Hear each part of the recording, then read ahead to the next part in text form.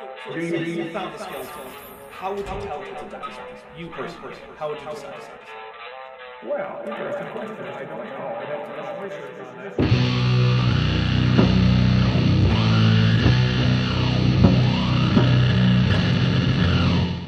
Hey there YouTube, the Dapper Dinosaur here, back with another episode of Karina Altman Gets Things Badly Wrong. Last time she was going on about how mutations can't increase genetic information, without telling us what counts as information, or why mutations can't increase it, and also while contradicting herself about whether mutations can be beneficial. But that's enough preamble, let's dive back into the stupid. Now, there are some mutations that have beneficial outcomes, but only in very specific environments. An example of this is antibiotic-resistant bacteria. You might hear about these guys all the time as living evolution, living proof of evolution. But it's actually not. Again, these mutations actually damage their normal functions. No, because their normal functions are killing them in their environment. So these mutations greatly enhance their normal functions in their current environment. They can't break down nutrients properly. If you were to take these bacteria out of a hospital setting, they would die. And if you plopped a bunch of polar bears in the Congo, they would die. What's your point? It can't be that white fur isn't an advantage for polar bears, because it clearly is. Hospitals are an environment that exists, and bacteria in them are evolving to adapt to that environment. That's what evolution is. Organisms adapting to the environment in which they find themselves, or failing that and going extinct. If the antibiotics were removed or they were taken to a normal environment, they die because they can't process food correctly. And again, they have not evolved new structures or organisms. They're still bacteria. Still bacteria? So now a kind can be a whole domain?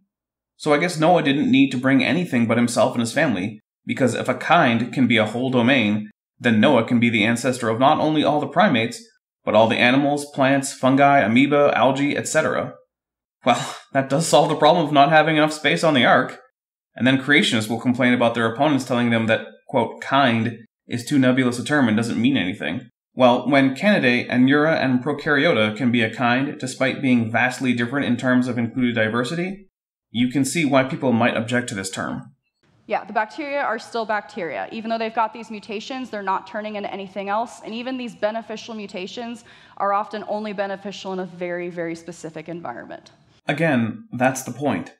Evolution isn't going to give anything superpowers. Evolution is a game of give and take. Organisms only have so much time, energy, and resources available to them, and so they have to balance out their needs with environmental pressures. The fact of the matter is that this means that adapting to a particular environment means being maladapted to other environments. All right, so our next topic is selective breeding. So, what is selective breeding? It's crossing animals together to acquire desired traits. Now, a lot of people like to say that this is modern-day evolution. The creation of new breeds is proving evolution. Well, it's not proving evolution, it's just a small-scale but very noticeable example of evolution in an unusual but easy-to-observe environment. However, you are not creating new kinds. Maybe, but you haven't said what a kind is, and apparently it can be so big that a horse, like you pictured, can be in the same kind as a patch of moss. You're just revealing the genetic features already in the original design of the animals involved. No. Here's an example where we know you're wrong. You may have heard of Sphinx cats, a breed of hairless cats.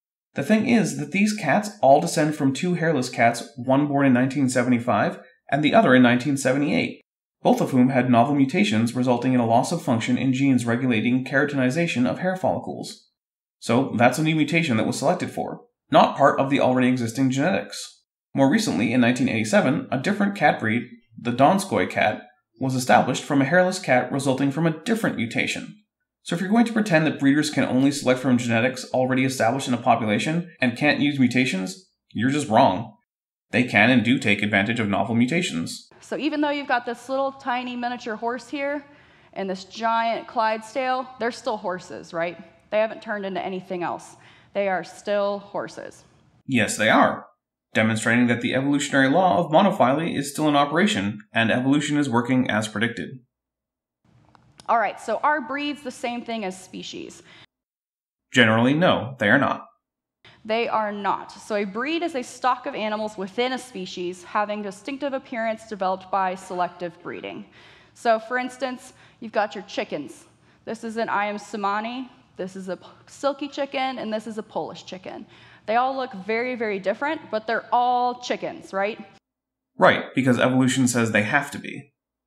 There's no new information being gained. You're simply taking the genetic potential that was already there and isolating it to create these different breeds.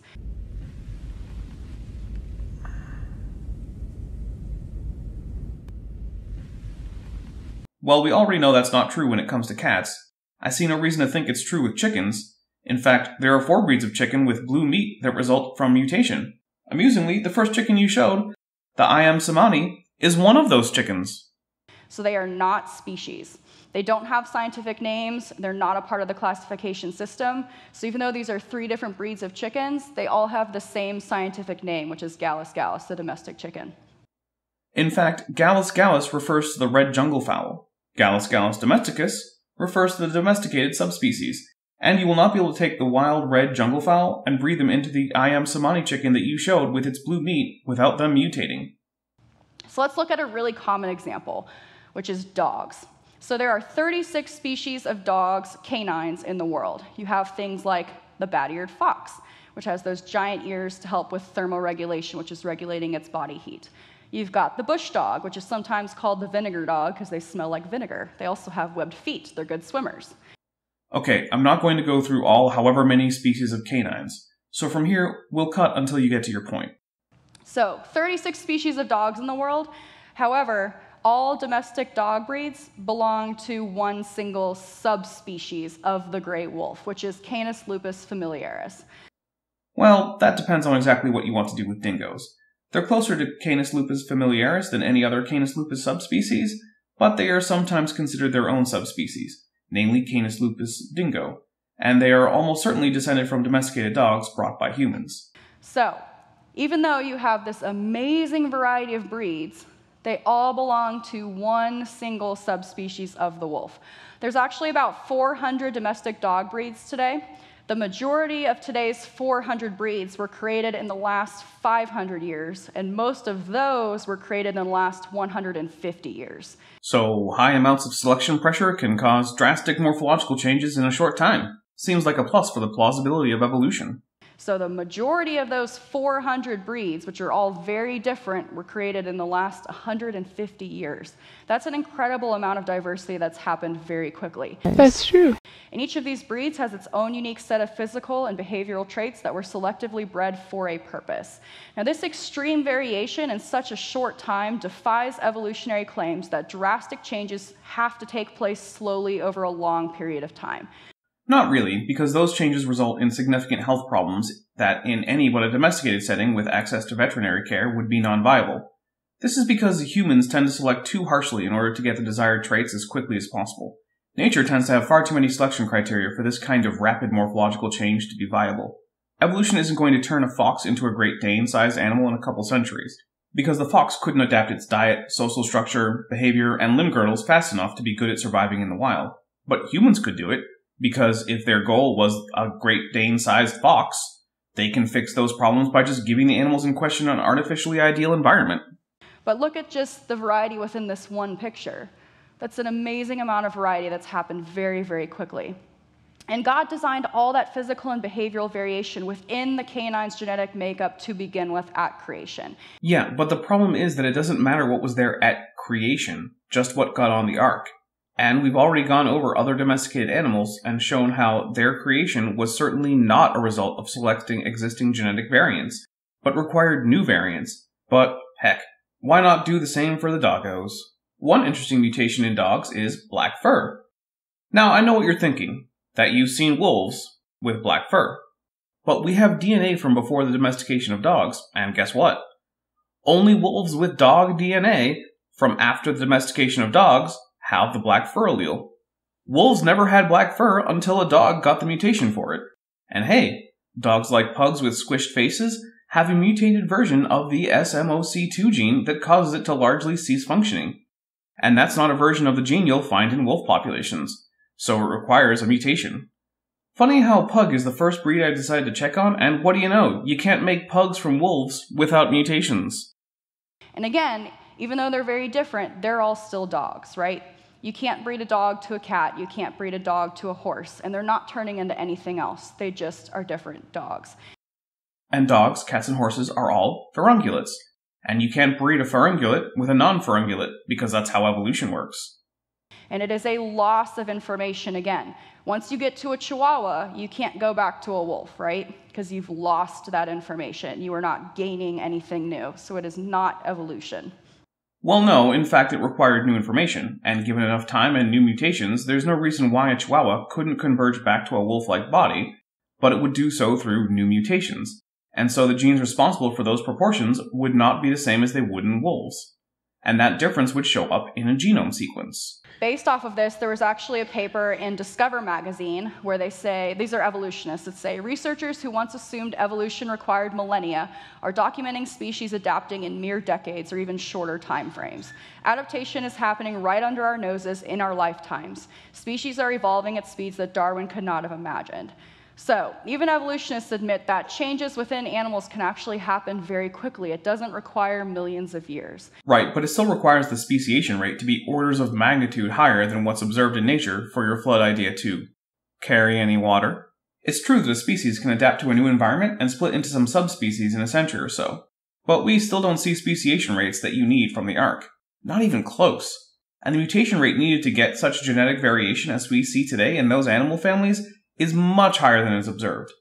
Now, you could say that speciation and mutation rates were way higher in the past, but it's seeming a little contrived that it went down to a level that is in accord with what we'd expect based on common ancestry and the fossil record just as soon as we could check. So suspicious that that explanation kind of sounds like a post hoc rationalization, the sort of thing you might call a rescue device. And again, remember those dogs. You got hundreds of species in only about 150 to 500 years. So speciation within animals can also happen just as fast. Wait, so dog breeds are a species now? I thought we both agreed that they weren't new species, but suddenly, when you need to justify ludicrously fast speciation, they can just be species? Seems a bit arbitrary and convenient that you just get to move the goalpost whenever it's convenient. So domestication actually also verifies the creationist worldview. Evolutionists originally said domestication should require tens of thousands of years, but now they actually did a real-life experiment. Russian researchers successfully domesticated a silver variant of red foxes in just 50 years. So this is what they look like. And they started in 1959. They bred 130 of the friendliest foxes they could find together. They did not breed together aggressive ones, they just kept breeding the friendliest ones from each litter together. Within a few generations, they had foxes with floppy ears and wagging tails, as you can see here. And within a dozen generations, you had multicolored foxes that loved human attention and were friendly to strangers that were born. You can actually get these as pets. I would not recommend it from a zookeeper standpoint. Foxes smell really bad. They're very destructive. But you can get them if you would like. Again, would not recommend that. But the point is that domestication is possible in a very quick time period. It does not require thousands of years like the evolutionists used to claim. Okay, domestication can be fast. I don't see how that's an argument against common descent, and I don't really care to engage with it if you're not even going to say how that's a problem for evolution. But I do want to say that her characterization of the experiment is broadly correct. Also, it made the fox fur much less beautiful, which defeated the point of the experiment, which was to create domesticated foxes for the fur trade. But they are adorable. All right, so how do we identify which animals belong to which kind? So, wait, what is this? After all these years and after all these episodes, is she going to find an objective way to define kind that will let us know when something has become a new kind if such a thing occurred? I don't think she will, but I'm hyped. I also know a good cliffhanger when I see one, so we will have to wait to see if Ms. Altman can give us a real definition of kind. Until next time. If you like this video, please remember to hit like, share it, and if you're not already subscribed, please subscribe. Make sure you hit the little bell icon so you can always be notified when there's new Dapper Dino content. Well, I'm the Dapper Dinosaur. Thanks for watching. But before you go, I'd like to take some time to thank my patrons, especially my $20 and above patrons. Ian Chen, Chris Love, Henry Hutanen, Bob Knob, The Evil Scotsman, and Bent Hovind. As you know, YouTube is a very volatile platform, and my patrons give me much needed stability. If you'd like to join the team, there's a link in the description to my Patreon, which starts at $1. If you'd like, I also have a link to my Teespring store and an Amazon wishlist. You found the skeleton. How would you tell people that this happens? You personally, how would you decide? Well, interesting question. I don't know. I'd have to do some research on that.